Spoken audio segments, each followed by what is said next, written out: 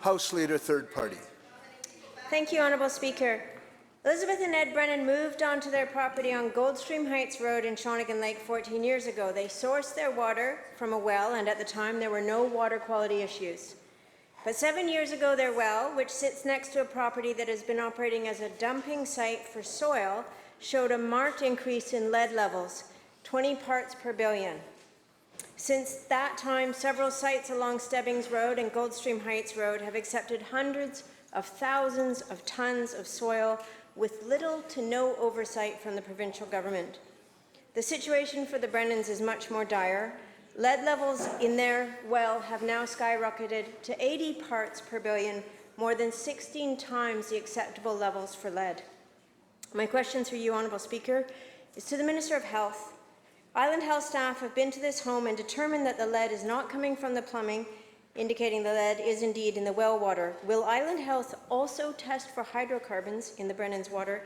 And has the Provincial Health Officer been notified of this situation? Minister of Health. Well, thank you. Obviously, and the member will understand this, we're committed to ensuring safe drinking water around British Columbia. The site, as the member suggests, is a private well serving a single residence. But obviously, the issues in the neighbourhood mean that there's significant concern in the community, as well as, of course, by the family in question.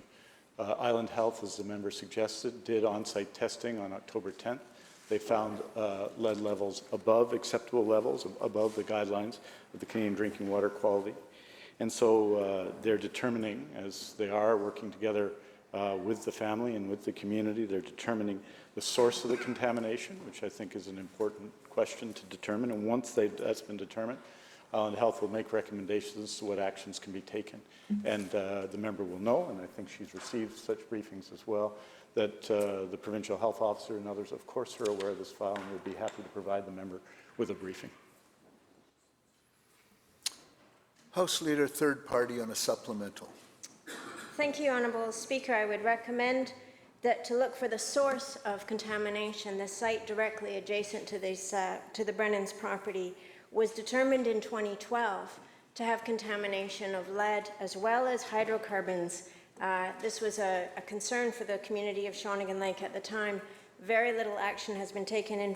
In fact, there has been a massive increase in dumping of soil throughout the northern part of the Shawnigan watershed at a number of sites in this region, many of which were determined in 2012 to have contamination already on their sites.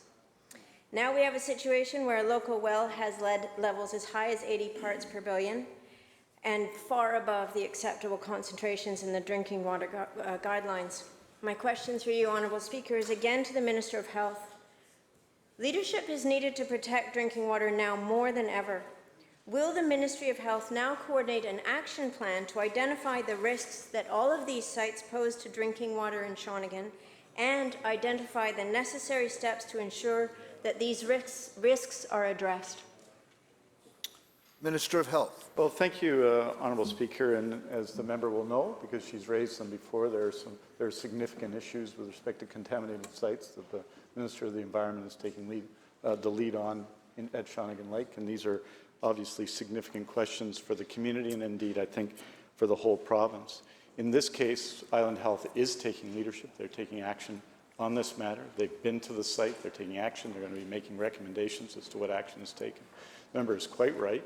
And just so that we understand, people out there understand that this contamination, the site in question, is not the former aggregate site. We're talking about another site that had been that previously been permitted by the Cowichan Valley Regional District.